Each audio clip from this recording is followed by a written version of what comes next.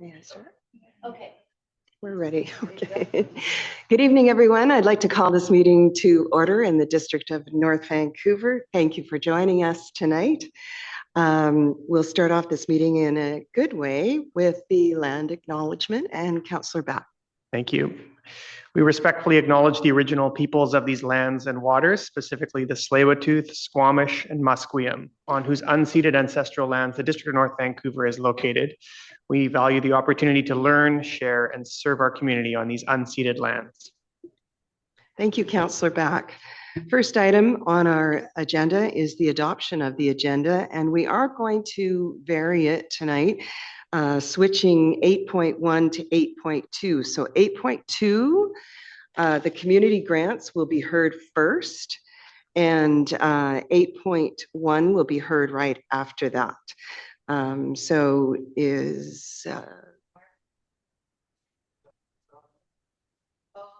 Yeah, so Councillor Hanson, I think you need to declare the conflict and the reasoning for that.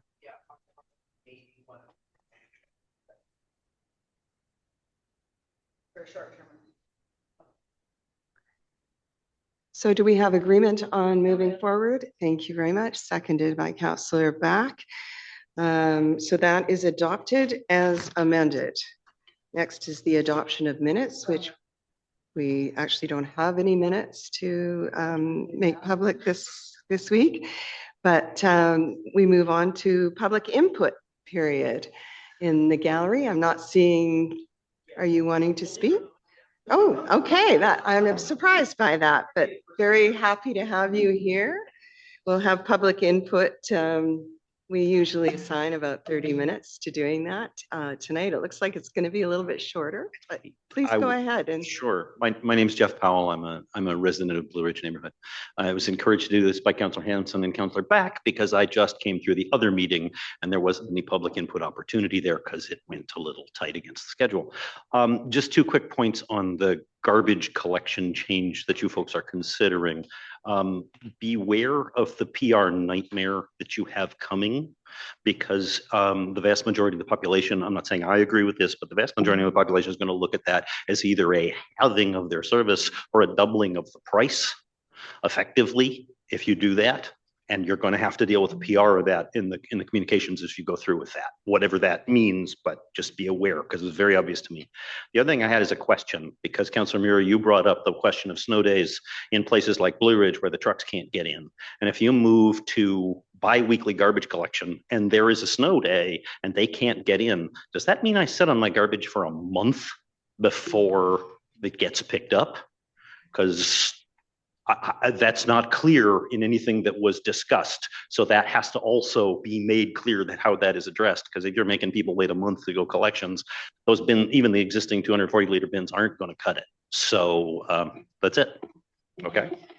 Obvious stuff. Thank you. thank you very much for your input.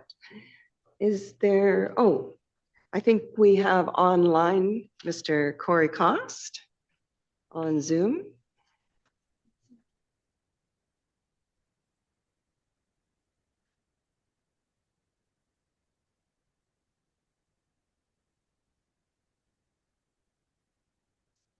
Mr. Cost, are you there? Go ahead, please. Yes, good evening. I'm having to get my supper in between meetings here too. I just have a few comments about what happened at the workshop. Remember that we still have the same amount of garbage and organics to collect. And if you're going to do it over half the time or twice the time, I don't know if you're going to get overloads. It wasn't clear whether you're going to stagger 1 week. It's going to be a particular place that gets it, and a couple of weeks later somebody else gets it. It isn't clear. You still have the same amount of garbage to collect, so you might get these kind of overloads, and handling them at the other end might also be problematic. As for the other parts of the workshop, I don't understand how a region like a rainforest and which dumps also 60% of our fresh water into the ocean, has a water problem. I think it's just a matter of capturing the water that we are so lucky to have. You know, Harrison Lake has enough water there, I think, for 100 million people. No problems in getting water. You just have to dam it and pipe it. Now, I did notice a little thing that if you're going to go to metering, you are able to change the water rate charges. And for example, I think it's mentioned that you're going to change the rate in the summer. In other words, the rate will be higher. That isn't clear whether that's going to be a problem for some people or not. Now, say you have right now, we're billed about $1,000 a year for water. 40,000 homes, that's $40 million. It takes $4 million a year to install on a sort of static basis, renew them or install them. So that automatically will mean you're going to have to raise the rates by 10% because there's a running cost that's going on forever. Not only do we have to install them, but you have to have metering. So all in all, I think it would be nice before council makes any decisions to look at the impacts that the so-called policy change might make. Thank you. Thank you, Mr. Koss. Do we have anyone else online or in the gallery that wishes to provide public input? Seeing none, I'll just add that note that written submissions left for council consideration will be made publicly available as part of the minutes for this meeting.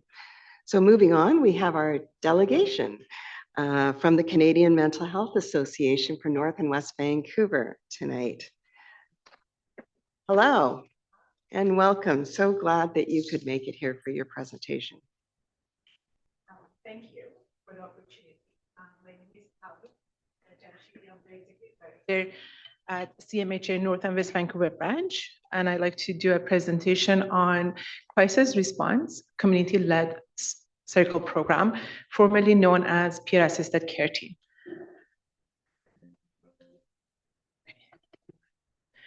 So we are a mobile community-led crisis response team that provides support to people experiencing mental health and/or substance use crisis. We provide urgent, constant response.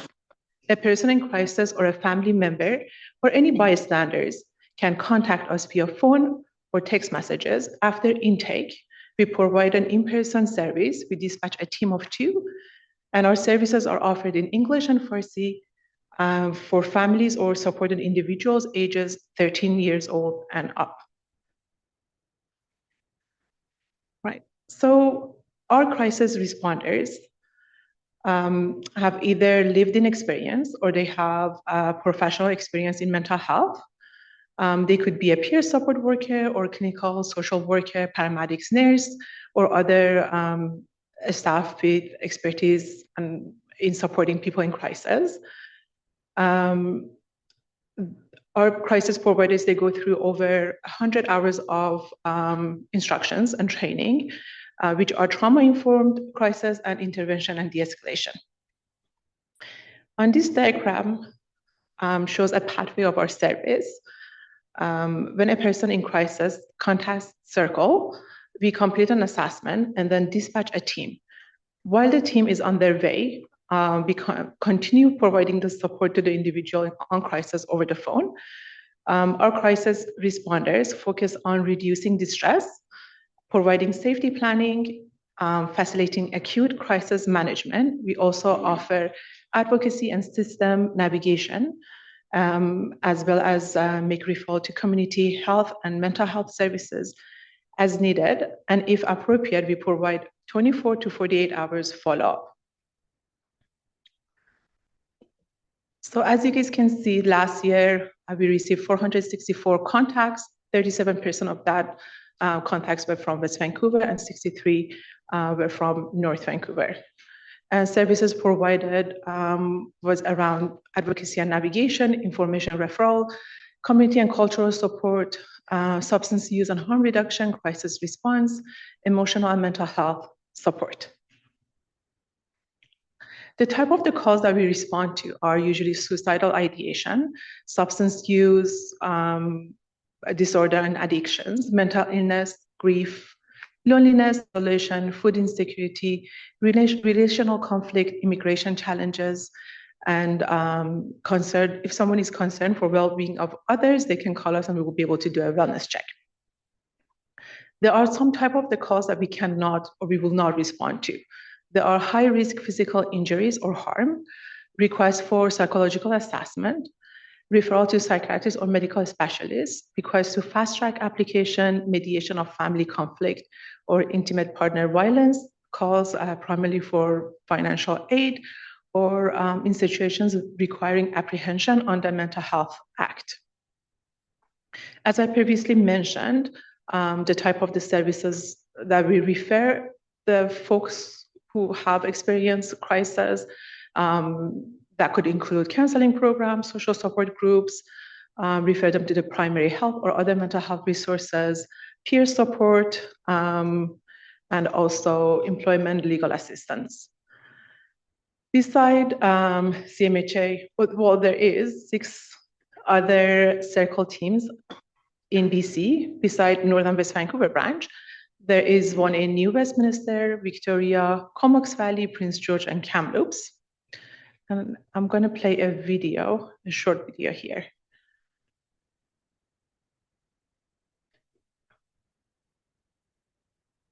This pisses me off. Oh. They strip table salt down to minerals, Advertisement. call it healthy, and then wonder why.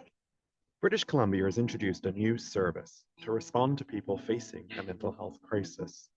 It's called CIRCLE, which stands for Crisis Response Community-Led. CIRCLE is a community-based service that provides in-person support to individuals in crisis, whether it's you or someone you care about. They can come to you or the person you're worried about, listen and navigate through intense situations that could be caused by emotional distress or substance use. The team will then connect the person to available community services and offer follow-up support.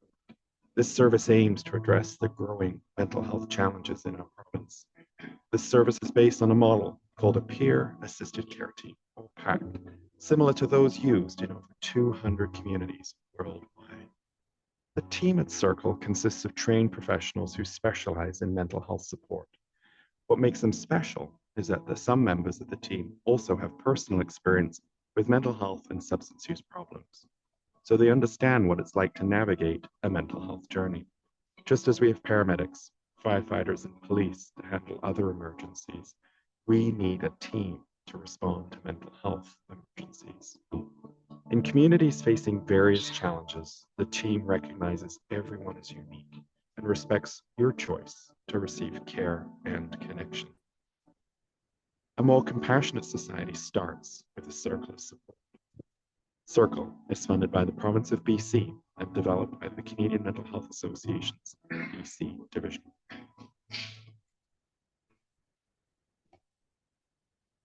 Right. Our overall goal, or our long-term goal with CIRCLE, includes expanding access to voluntarily stigma-free mental health and substance use support by improving outreach, navigation, and identifying services gaps.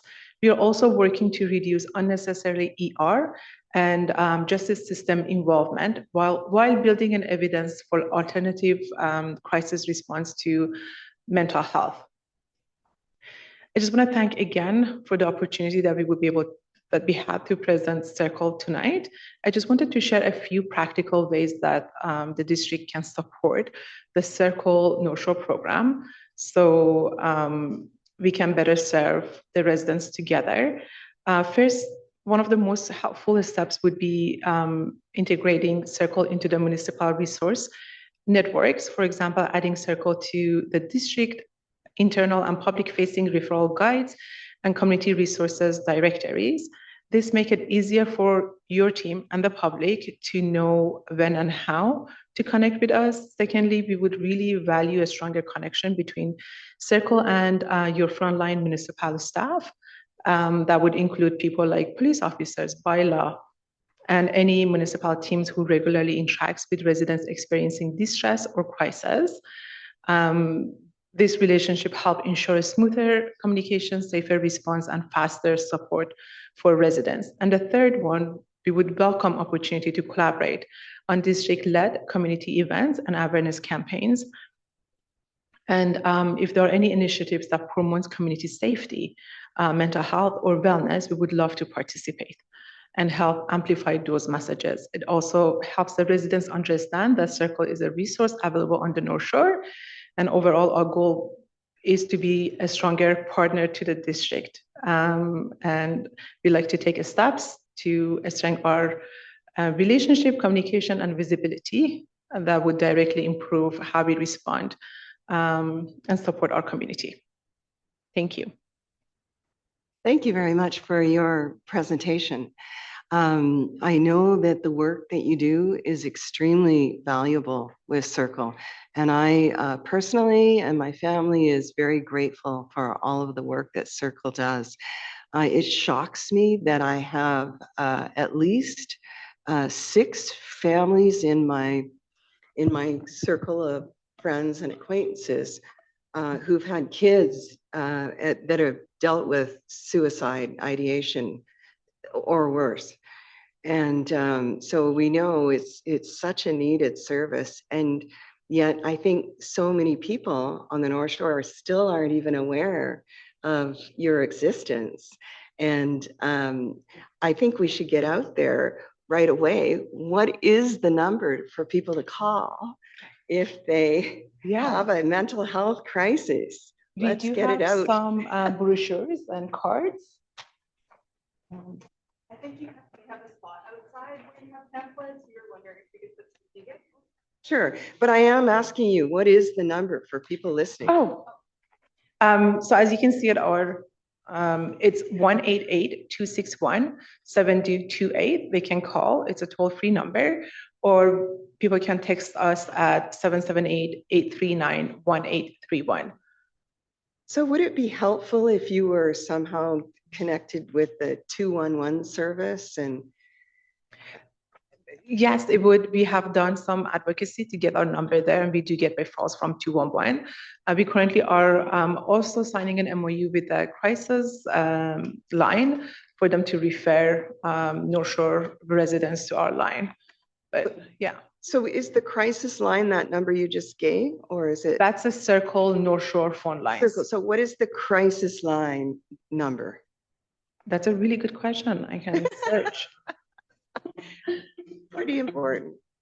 I just want to say that crisis line is different than Circle North Shore. Yeah. Okay. It's okay. We can get it out later. But this is one of many things that I think is part of the exercise in trying to communicate to people the services that are available, and this one in particular. Yeah. So the crisis line phone number is 1-800-SUICIDE. 1-800 suicide. So it will be. I don't have my phone. It's okay. Yeah. Sorry about that. I think some other counselors have questions, starting with Councillor Back. Very much, Acting Mayor Pope. Thank you very much for your presentation and for the incredibly important work that you do here on the North Shore. I wanted to have us get a sense from you of what some of the biggest trends are that you're seeing right now. We've all seen that mental health pressures are increasing in our community, just like every community. Last summer, I went on a ride along with one of our local RCMP officers, and we had 5 calls the night that I was out with them. Every single one of them was a mental health call. So I'm just wondering if you can comment on some of the trends that you're seeing. Sure, definitely. I just want to add that we would be able to respond alongside police officers to a crisis. If they can call us, and we will be able to be there and be present and do the de-escalation, and that would sort of free up their time as well. And some of the calls that we are seeing is a lot around suicidal ideation, people around food insecurities, and mental health challenges and substance use. These are most of the calls that we are getting. So in those cases when the RCMP are called, are you not typically getting referred or? No, not typically. And that's what our hope is, that RCMP would involve us in calls. We will be able to respond and either take it over from them or respond alongside them. Well, I would say anything that we can do to help facilitate that, we would want to help with. And we do have a new officer in charge here in our local detachment. So maybe that's a conversation that we can have. That would be great. Currently, we don't have any connection with the RCMP on the North Shore. Okay. Yeah, I was going to talk about your hours. You cover a broad range of hours, but obviously a crisis can happen at any time. And I was just wondering if you thought that your current hours are serving the demand. It's 7 days a week, from 8 a.m. to 12:30 a.m. We are hoping, if the budget allows for the next year and the funded with the province goes, everything is smoothly, that we will be able to add a line for overnight. So that all really depends on the negotiation with the province. Okay. I think that's my questions for now. Thank you. Councillor Hanson, Councillor Law. Your presentation and the work that you do in the community, very important.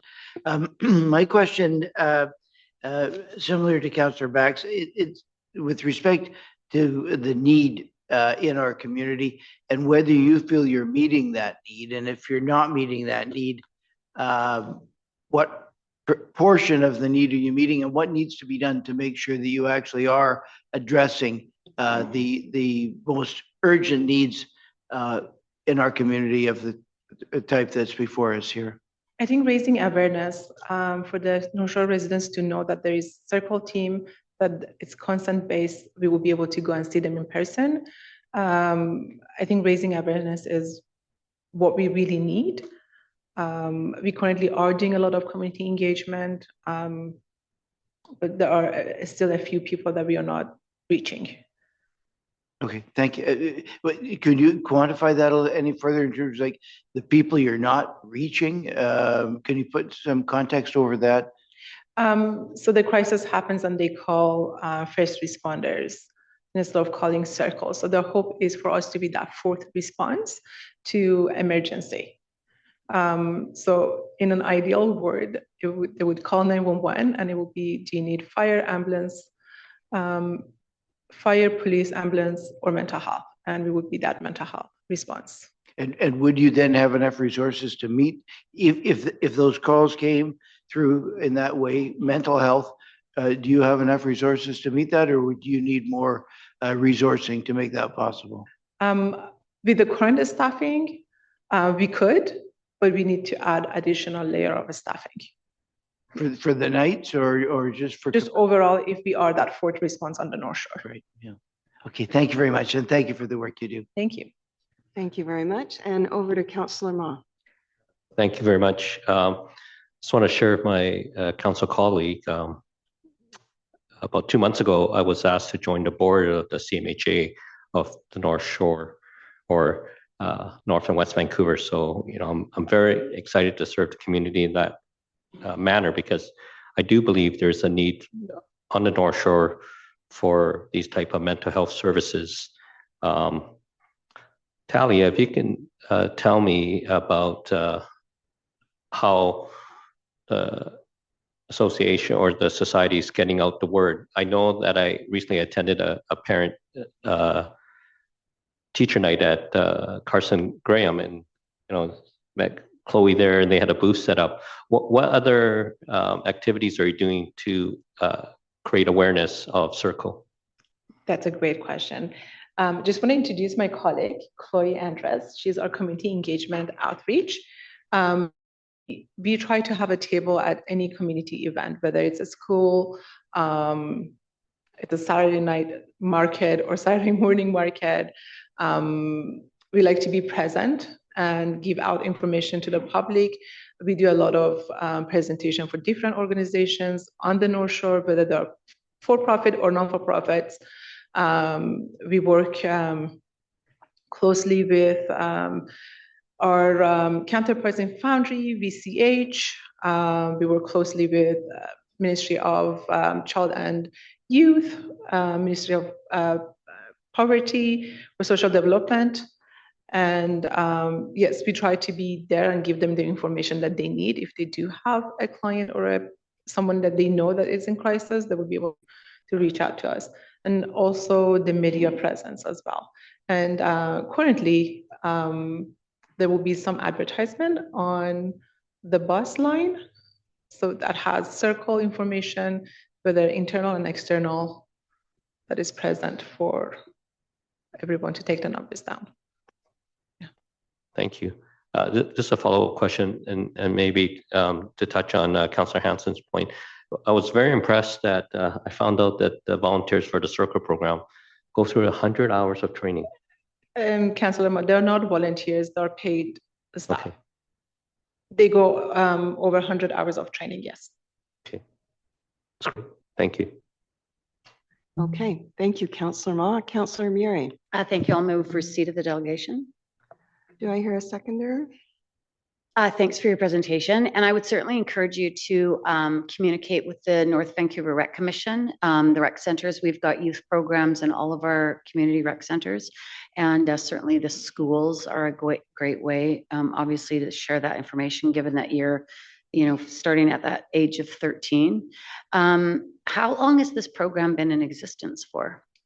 So the program was developed, it was a pilot project here in our North Shore branch, November 2021. Right. And it started from like 6 to 12 midnight for 4 days a night. And Right.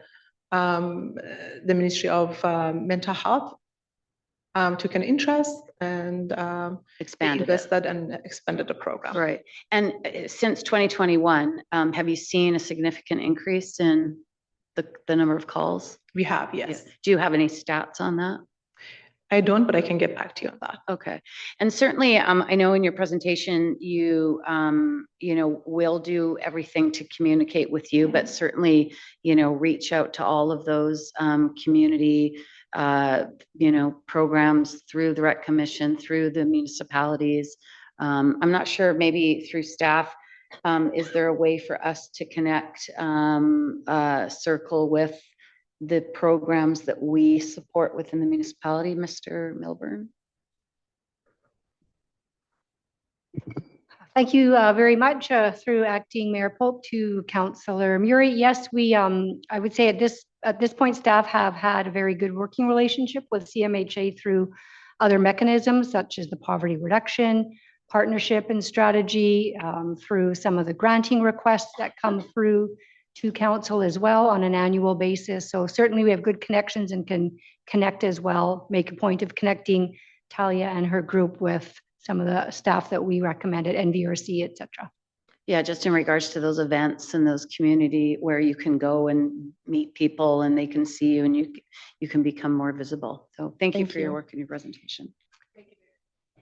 Thank you, Councillor Murray. Is there anyone else that wants to ask any questions? No? Okay, so we've moved receipt. It's been accepted. Thank you so, excuse me? We should vote.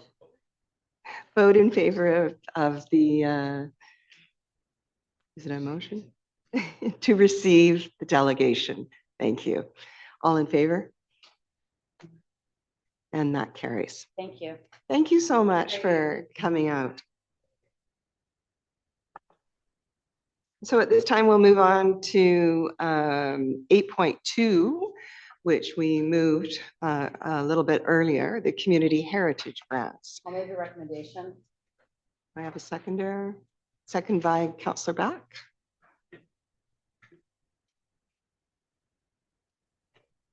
Mr. Milburn?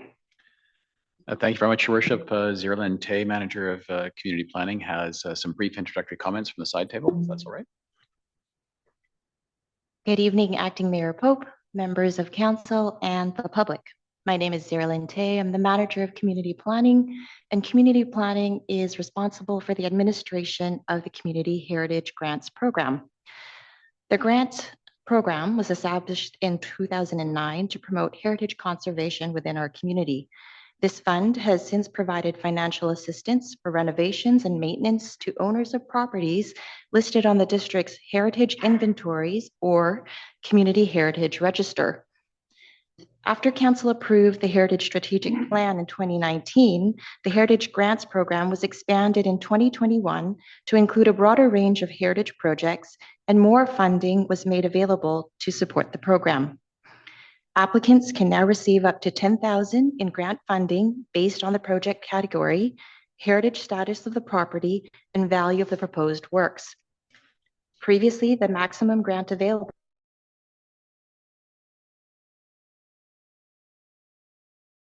expertise and perspective on issues related to heritage and conservation matters, in addition to supporting the advancements of heritage conservation in the district.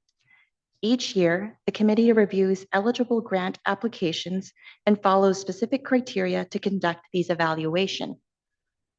This year, the district's Community Heritage Advisory Committee is recommending 15 grants for a range of projects, 14 projects to support repairs or restoration work to properties, and 1 project to support heritage planning and documentation. The staff recommendation is to support the total grant funding amount requested to support the 15 noted projects, which is $55,375. Thank you, and I'm happy to take any questions. Thank you very much, Ms. Tay. Do we have any questions? Yes, we do. First up is Councillor Jim Hansen. Yeah, thank you. Thank you very much. Not so much a question, but just my comments. I have since 2022 sat on the as council rep on the Heritage Advisory Committee. It's been a real privilege for me to do so. A great learning experience, and really appreciated coming face to face with the issue of heritage in our community. I'm aware of the painstaking work that's done by the committee in assessing these grants and assessing the eligibility and the merit of each of these submissions. And I do thank the Heritage Advisory Committee for their work throughout this process and all their work they do with respect to heritage in the district. The grants, of course, are relatively modest compared to the actual cost of restoration by these different owners. It's a small portion of what's required to maintain heritage, but it is the only incentivization we provide in terms of financial incentivization of heritage in the district. And we appreciate it. So I'm very pleased to support the staff recommendation, and hope that going forward, we're able to continue this program and continue these grants in this way. Thank you. Thank you, Councillor Hansen. Councillor Murray is next. Nothing really further than what Councillor Hansen's already said, just that owning a heritage home is a labor of love, and they are small amounts to assist in protecting the historical context of the history of the district through home ownership and some of these very significant architectural properties. So I'm glad that there's a lot more interest in applying for these, and that they're somewhat more significant than what they were in the past, although the cost is just so huge when you look at the restoration of these projects to maintain their heritage status. So thanks, and that's all. Thank you, Councillor Murray. Councillor Ma. Thank you. I support the grants.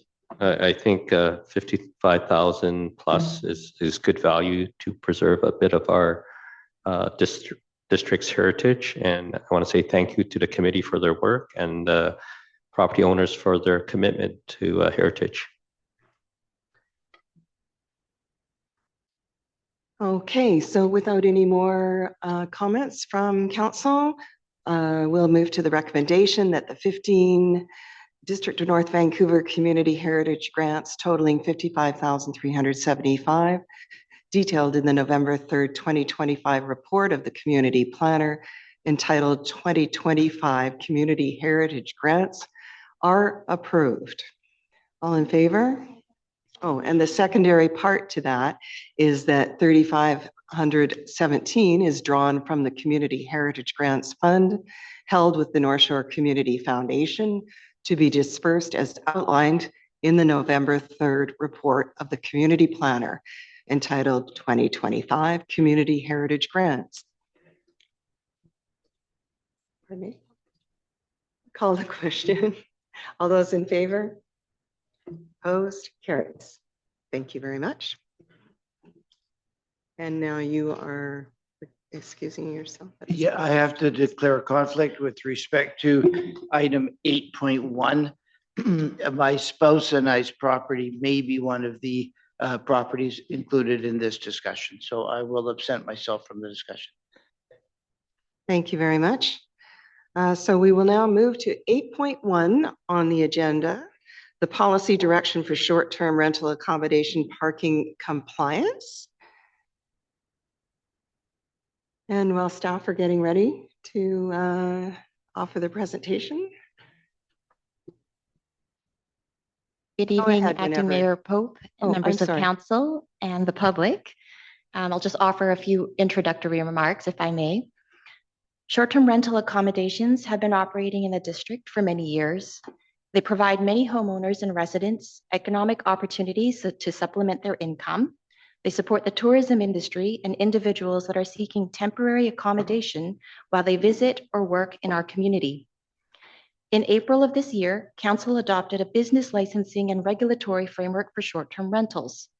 A short-term rental is permitted in a host principal residence or in a vacant suite or coach house, but not both. And only one short-term rental is permitted on a single property at any given time. More information on short-term rentals, regulations, and business licensing is available on the district's website.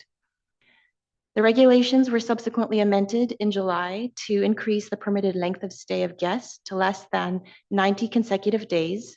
And in summary, the district's approach provides a balanced and fair approach to providing economic opportunities for residents, while also managing potential community impacts and the overall health of long-term rental housing supply. These regulations are also consistent with and support provincial legislation, its registry, and enforcement of short-term rentals. Since the district's adoption of the business licensing and regulatory framework, staff have been monitoring the program. We have nearly 500 approved and pending business licenses. Of these, we have proactively identified 70 applications with potential issues around parking compliance for some single-family properties seeking to obtain a business license. Staff have taken steps to identify potential solutions to process applications in a consistent manner and one that would balance the interest of business license applicants, neighborhoods, and the community at large. The report before you presents these recommended solutions, and with your permission, Acting Mayor Pope, I turn the floor to John Maselli, Development Planner, who has prepared a presentation for Council. Thank you. Please go ahead. Good evening, Acting Mayor Pope and Council and members of the public. My name is John Maselli, and I'm a planner in the Development Planning Department. Tonight, I'm here to present a recommended approach for managing parking compliance for short-term rental or STR business license applications. So let's start by taking a look at some background information to help frame this presentation. Since Council adopted the short-term rental regulatory framework, and as of October 2025, the district has received a total of 470 business license applications. The majority of these, 361, have been successfully issued. The remaining 109 applications are currently moving through the staff review process. And of those 109 applications, staff have identified approximately 70 that are for properties with pre-existing parking issues, which is the subject of tonight's report. So the zoning bylaw has two sets of parking regulations that are relevant here. One for the house itself and one for the short-term rental. The regulation for the STR is straightforward. It requires one off-street parking space for the accommodation.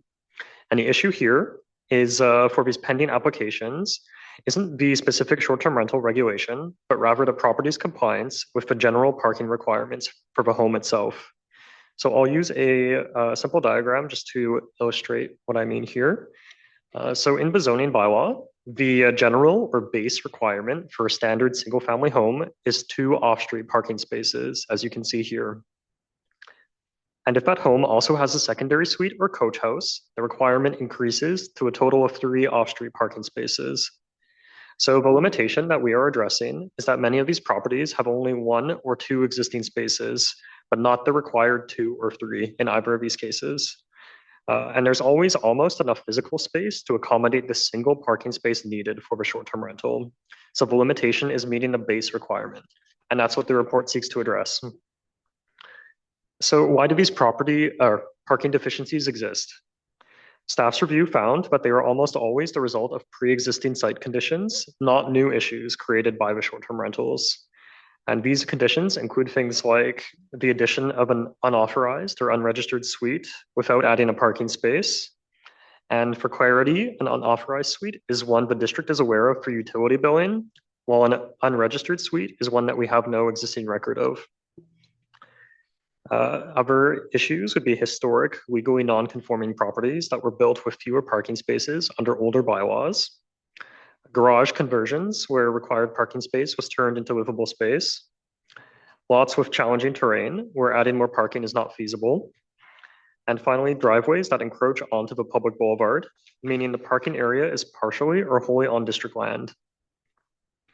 So as you can see, this is a complex issue with a variety of causes. And the recommended approach, which I'll introduce next, is designed to provide a clear and consistent process for handling each of these situations. So when an application comes in, the first question to ask would be, does the property have at least 1 off-street parking space? And this approach splits the applications into 2 groups. In the case of yes, we have the first and largest group, approximately 60 of the current pending applications. And these are properties that can meet the 1 space short-term rental parking requirement, but don't meet their full base rate. And in the case of no, we have a second smaller group with approximately 10 pending applications. And these are properties that have no off-street parking at all. So we have 2 distinct situations that each require a solution. So let's walk through the recommended approach for each of these 2 groups, starting with properties that have at least 1 space. So the first approach applies to the majority of these properties, those that don't meet their full base rate parking, but have at least 1 space. And to illustrate, I'll use the diagram on the right here. Here we have an example of a property with a secondary suite that meets the full base rate requirement of 3 parking spaces. However, many properties look more like this, with only 2 spaces instead of a required 3. And for these properties, the recommendation is to approve a short-term rental license on the condition that the applicant provides a parking plan identifying one of their existing spaces for the STR guest. And the thinking for this is what we'll call a shared parking principle. In most cases, the STR guest is simply using a parking space that the resident has just left empty. So for example, if you rent out your whole house while you're away, the guest's car takes the spot where your car used to be. And because 1 car leaves and 1 car arrives, there's no new impact on street parking. And staff believe that this is a consistent and practical solution that is expected to resolve the majority of pending applications. Second approach applies to a smaller group of properties that have no off-street parking spaces at all. And as mentioned, this is around 10 of the pending applications. So to illustrate, this diagram shows an example of a property that is required to provide 2 off-street parking spaces. However, on some properties, the property line is located so that most of the driveway is actually on the district-owned boulevard. So while it functions and looks like a private driveway, the cars are parked on public land. For these properties, our recommendation is a 2-step process. So first, staff would conduct a technical review of the boulevard space to ensure its use for parking is safe and doesn't conflict with pedestrian access, sightlines, or utilities. And if that review is successful, a formal parking license agreement would be required. And a parking license agreement is necessary for 3 reasons. It formally authorizes the use of a public asset. It ensures fair and equitable use of public space, and it manages the district's liability by transferring responsibility to the owner and preventing the district from providing unlawful assistance to a business. And here's another example. In some cases, there may be no driveway at all, but a resident may have built a parking pad on the boulevard. And the exact same technical review process and issuance of a potential parking license agreement would apply here. And it's just important to note that the decision to enter into this license agreement is entirely at the discretion of the district based on the results of the technical review of the parking space. And finally, this brings us to the end of the review process. So if an applicant has no on-site parking and a parking license agreement is determined not to be feasible, the application would be denied.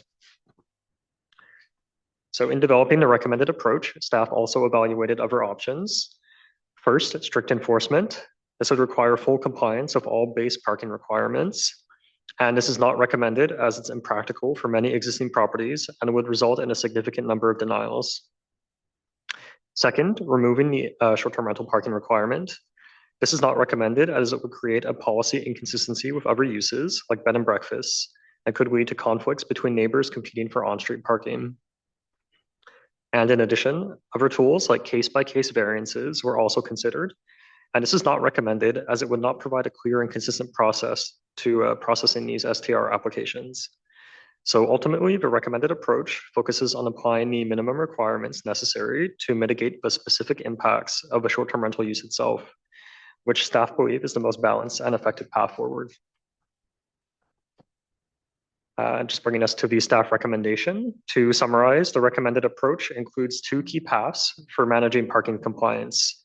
So for properties that have at least 1 on-site parking space, the recommendation is to approve the license based on the provision of a parking plan for that 1 space. And for properties with no on-site parking, the recommendation is to conduct a technical review and, if feasible, require a parking license agreement for boulevard space. And staff are recommending that council endorse the recommended approach for managing compliance with the parking requirements for short-term rental business license applications as outlined in the report. And additionally, that council direct staff to process all pending and future applications in accordance with this recommended approach. Thank you. This concludes my presentation, and staff are available to answer any questions. Thank you, Mr. Mazzelli. I would like to ask council to move the. If we're, I'm just wondering if you'll allow questions prior to us moving a recommendation? That we have some time? Yeah, yes, I think we could go to questions from council first before it's actually moved. I do have speakers on the list ahead of you, and the first one is Councillor Ma. Okay, so we're not making a, okay. Sure, I've supported short-term rentals in the district in the past. John, this is a very good and comprehensive report. Thank you for this. Help me here. I was trying to remember earlier, but can you give me a ballpark of the number of short-term rentals that were operating in the district prior to the introduction of this regulatory framework?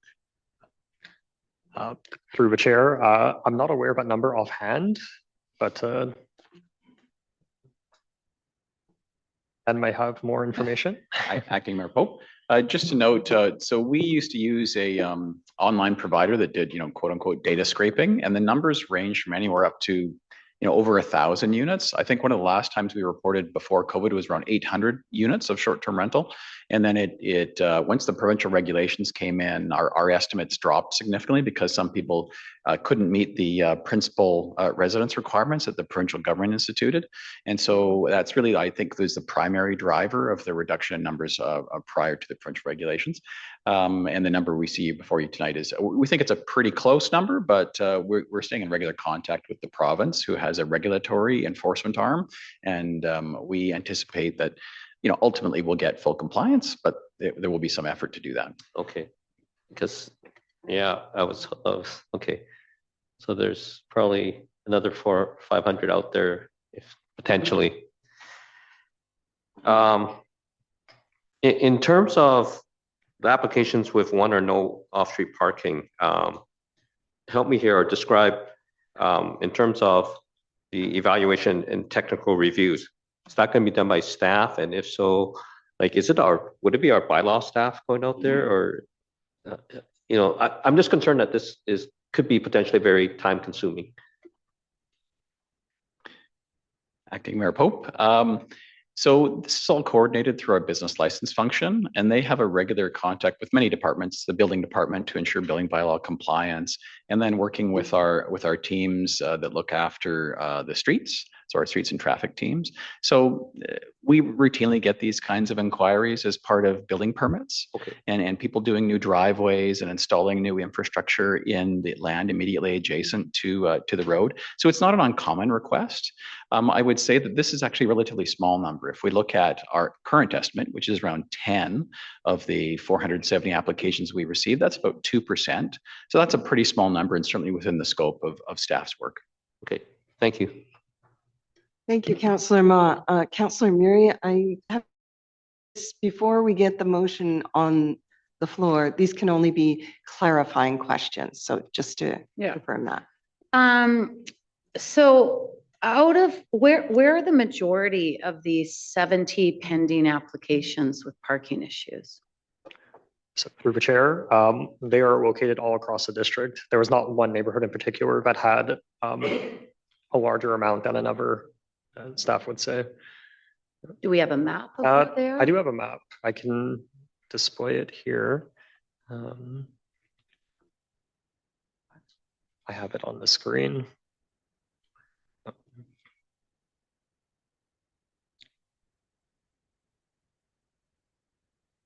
Okay, and are we allowing tandem parking? We do allow tandem parking. I believe it's up to a limit of one behind another, so not 3 in a row. So if you required 3 and you only had 2, you could park one behind the other, and that would that not be acceptable? That would be acceptable. Okay. What could you explain to me what a parking plan is, and the process of that parking plan and the time involved in submitting that prior to be having a license issued? So a parking plan can be a simple sketch, just showing where the parking space is on the property. It doesn't have to be a detailed like architectural drawing or something produced by an architect. As long as you can draw in on the property with accurate dimensions for a car, where you can put the car on your property, that would be sufficient for staff to process the license application. And then what happens? It goes to engineering and they come out and look at it? So I believe engineering does not need to review if you provide the parking plan. Engineering would only need to review if you would have to go through the boulevard parking license agreement approach. So what would that entail? So that would go, staff would intake the application, business licensing would intake the application. It would be forwarded to transportation staff for an initial review of whether or not they would approve that location for the license agreement. And then it would be forwarded on to our real estate department, who would process the paperwork for that parking license agreement. And what is the time frame for that process? I believe transportation staff have quoted around 2 weeks for the initial review for approval of that space. And our real estate department has also quoted around 2 weeks, depending on if there's any specific considerations for that property in question, or how long it takes to work with the applicant to get signatures on the paperwork. And what has given us why, let me figure out how I'm going to say this. What are these issues in regards to parking an issue? What precipitated this concern of this parking plan requirement?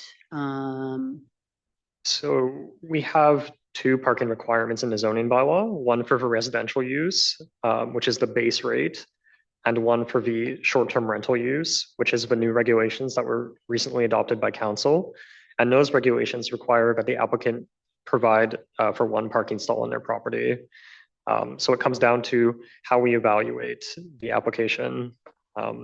If you only evaluate based on the short-term rental requirement, many of these applications would be approved. So it's a requirement without necessarily being a problem. Mr. Milburn, I Mr. see Milburn. here.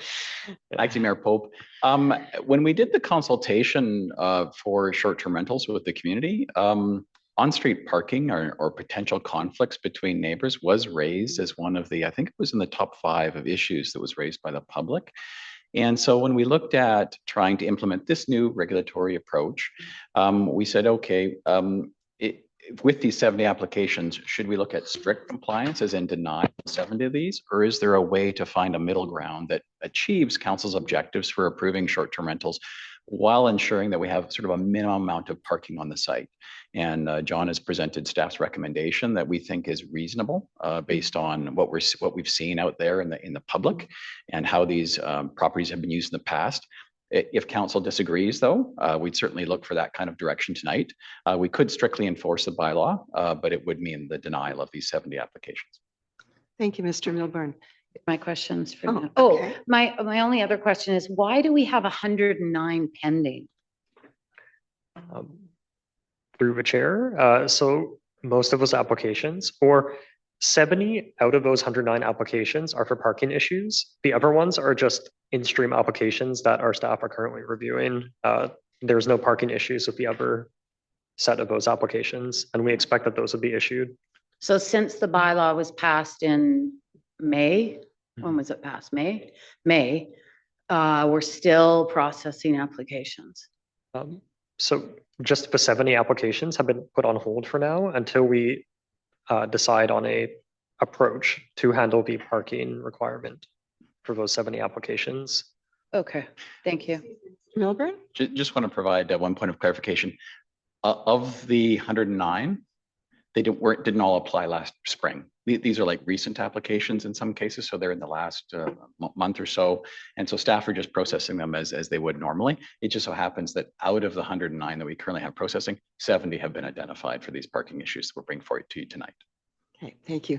So at this point, I would like for council to move the recommendation so we can move on to debate and discussion. Sorry, Councillor Forbes, you have one quick clarifying question? Go ahead. Thank you. Could you explain to me, it says here that you're hoping in the future to review and include an assessment of potential policy realignment between short-term rentals and bed and breakfast. What's the non-alignment right now then? So through the chair, I believe bed and breakfasts have a stricter parking requirement than short-term rentals do. So in the future, potentially during work on a zoning bylaw, staff would review how to bring those parking requirements more in alignment with each other to create the same standard across short-term rentals and bed and breakfasts. I guess my question was, can you clarify what the strictness of the bed and breakfast is that wouldn't apply to short-term rental right now? I would have to check and get back to you, but I believe the bed and breakfast requirement is for 1 parking space per room that is rented out to the guest. Okay. Thank you. Okay, thank you. So at this point, I would like to ask for council to move the staff recommendation. Councillor Ma, I see, is moving it. Do I have a seconder? Councillor Back is seconding it. Thank you very much. Councillor Ma. Nothing really to add. I support short-term rentals, and it's a reasonable approach. And as I said before, I think it helps some owners, make a little extra income during a tough time. So I think it's reasonable. Thank you. Thank you. Councillor Back. No further comments on it. At this point, I'll call the question. Oh, I'm sorry, Councillor Murray. I didn't, thought that was from last time. Thank you. So I just have some concerns about this. Because we are in this region currently 2,000 units short for in 6 months in this community. And that's how many accommodation units we don't have to accommodate this very large event that is coming to the region. There's significant concern out there as to where people are going to stay. And so one of my questions is, if we pass this, there will be no issuance of permits for these pending applications without these regulations in regards to parking. Is that correct? Yes, that's correct. Okay. And that's the part that I have a problem with, because I think that the problem with short-term rentals in neighborhoods, based on the meeting that Mr. Milburn was talking about, or the public outreach and communication with residents in regards to short-term rentals, because short-term rentals, and we've obviously seen the drop in the number from 1,000 down to 400 or 500, it's a drop of 50%. Those were investment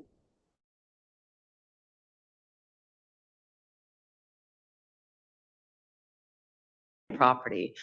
You know, over my tenure, we had a property that we had to take to court because they kept renting it out to groups. They were having conferences in a house in the Cove.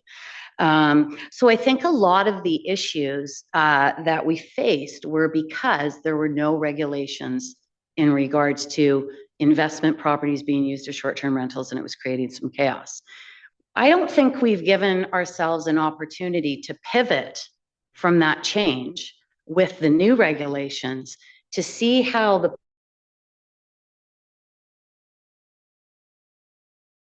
and regulations like this. And that's why I always think it's really important to have flexibility with these bylaws. And I think that we need to have some flexibility here, given what we're facing in June with FIFA. You know, I'm sure a lot of these properties have bookings for that event. And I would hate to impact them and impact this event when we already have scarce numbers because of parking issues that actually may not be an issue.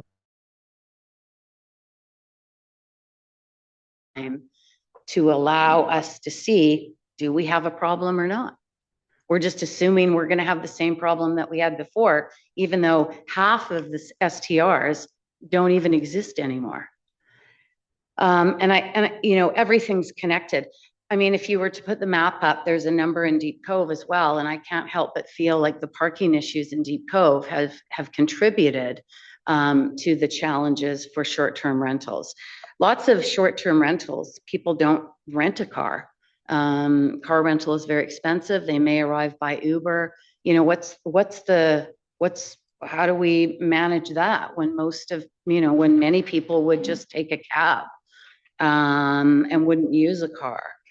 So I just need to understand, you know, the impact of this decision up against what we're facing for next year, and you know, a significant financial impact it will have for those who have been planning on these accommodations for this World Cup in advance.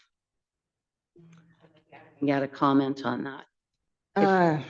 Thank you, Mr. Milburn.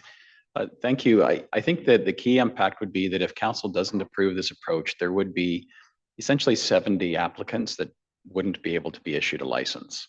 We're essentially presenting an approach that would enable us to both approve and then review and approve in the case of a boulevard encroachment situation.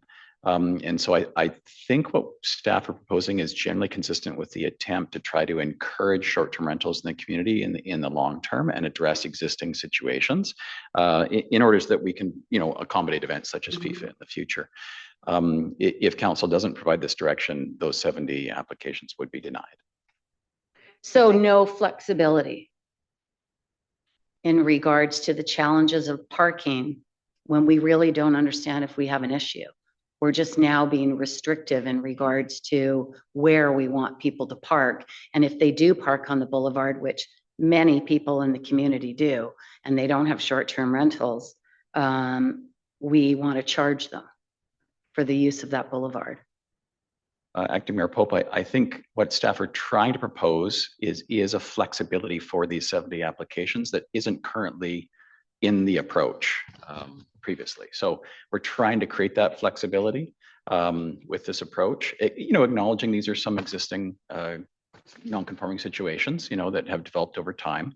And also in the cases of where there is no parking on the property, currently, we say there is a process. It's only about 2% of the applications, but we say go through a process to ensure it's safe, and then through a licensing system. So we're hoping that this meets council's objective for flexibility. Thank you.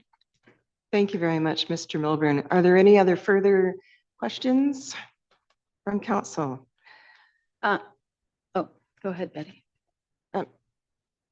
Councillor Forbes? Thank you. That brings up one question for me anyway. The $70 per month, if they're using the district boulevard, and we're talking about next year's FIFA, do they have to pay $70 a month for 12 months out of the year? Or how or could you even monitor if they were only going to pay it for a short duration? I mean, use that boulevard parking for a short duration. Yes, Mr. Milburn. Yeah, happy to respond to that question. It's an annual approval. It's the same with the business license. The business license is granted on an annualized basis. And so the licensing fee is also annual and renewed. Also, there is the ability for us to cancel it. Let's say if we discover an unsafe situation or we have to use the boulevard for some public purpose, there's a 30-day termination clause within our license agreements. So it's also, I think, a relatively reasonable cost based on the benefit that the business would accrue from the use of the public lands. Thank you. Thank you. Any more questions or any more comments from council? Councillor Mayor, I think you've used up your time. No, I have 2 more minutes. 2 more minutes? Okay.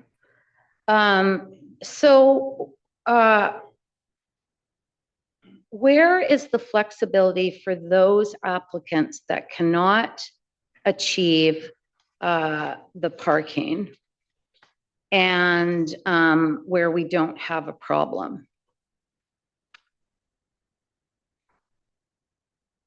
Is there an appeal process to council?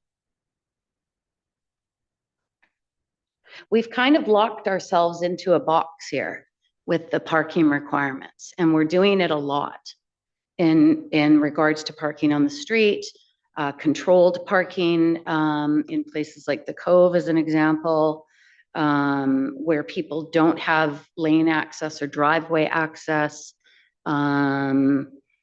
It's like I want to be able to assist these residents where they do want to have a short-term rental because I think we need them. But I also don't want to impact them with this very structured parking requirement, which is enforced. It's not strictly enforced in any context throughout the municipality. Lots of people park on the boulevard and don't pay a fee. So I think this is sort of an unlevel playing field. And I fear that we're using the justification that there were parking complaints with previous short-term rentals, but it was a very different picture that we were experiencing. And so I'm still sort of at a loss. And out of time. Oh, did you want to respond to that, Mr. Logan? Thank you, Acting Mayor Pope. Just to clarify, I believe there's a question raised. What is the appeal mechanism? So these are business license applications, and with that's a delegated authority to staff. There's a statutory right of an applicant to seek an appeal to council. We've seen a few of those processes in the last 6 months, and so that would be the mechanism for an applicant if they are denied the business license for non-compliance with this proposal. Okay, and will we advise them of that appeal process if they are denied? Can we include that in this motion, that if they are denied because they cannot achieve this, based on whether or not there's even going to be a problem, can we advise them that there is an appeal process? And I would be satisfied with that.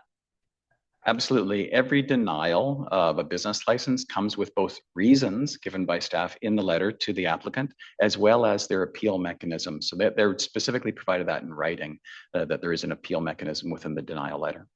Thank you. Fine, not. Any further comments? I see none. I will call the question. All those in favor? Opposed? And that carries. Thank you very much for your presentation. And that brings us to reports for the night. Would any councillors like to give us a report of their activities this week? I have a report. All right, go ahead, Councillor Murray. Thank you. I just wanted to report on, I think, and I'm waiting for photographs from the Burrard Yacht Club, but one of the most well-attended Remembrance Day ceremonies in Kate's Park. The lineup of cars coming down into the park started at the top of Matsumoto Hill on the morning of November 11th, and it was a beautiful day. It was packed with people, and it was a very nice event. We had great sound, and there were a lot of boats out in the harbor as well. So thanks to the Burrard Yacht Club, North Vancouver Rec Commission, and especially our Parks Department did a fabulous job, and certainly Scouts and Brownies and Guides and all the groups that came to lay a wreath. It was a really great day. Thank you for mentioning that. I was there as well, and it was an amazing turnout, and it turned out to be such a perfect day for it as well. So with that, may I have a motion to adjourn? Oh, I'm sorry. Did you have a report? You guys, okay. Go ahead, Councillor Ma. Deferring to Councillor Back. Go ahead, Councillor Back. Thank you very much. On Remembrance Day, I attended the Remembrance Day service at the Lynn Valley Legion, Branch 114, along with Councillor Ma. It was also very well attended, and lots of families there, which gives the whole ceremony there a little bit of a different feel. It's a little bit, I mean, it's very much a formal ceremony, but certainly is very family friendly, and the community really appreciates it as you see the growing numbers each year. So congratulations, and again, thank you to the Lynn Valley Legion for continuing to keep that tradition going. Also, last week I attended a reception put on by the Kidney Foundation of BC, Kidney Foundation of Canada, rather, the BC Yukon branch, to accept our plaque on behalf of the District of North Vancouver. And unfortunately, I neglected to bring it tonight. I'm going to bring it next week. But we are officially now a member of the Living Donor Circle of Excellence, which means that if any DNV employee chooses to become a living organ donor, their wages are fully covered during their recovery period, separate from vacation or sick time, as we want to be able to support anyone that wants to be a living organ donor. So I was there along with another number of other companies, employers, as well as a councillor, Sean Anderson from the district of Ucluelet. They also joined, and we're going to continue to try and get more municipalities to join this important cause. Thank you. Thank you, Councillor Back, and thank you for all your work on that. It's something for us all to be proud of. Councillor Ma. Thank you, Acting Mayor Pope. Last Thursday, I was at a ULI event where Minister Boyle was the keynote speaker. And I did get a few minutes with her to talk about housing targets, specifically to see if she would consider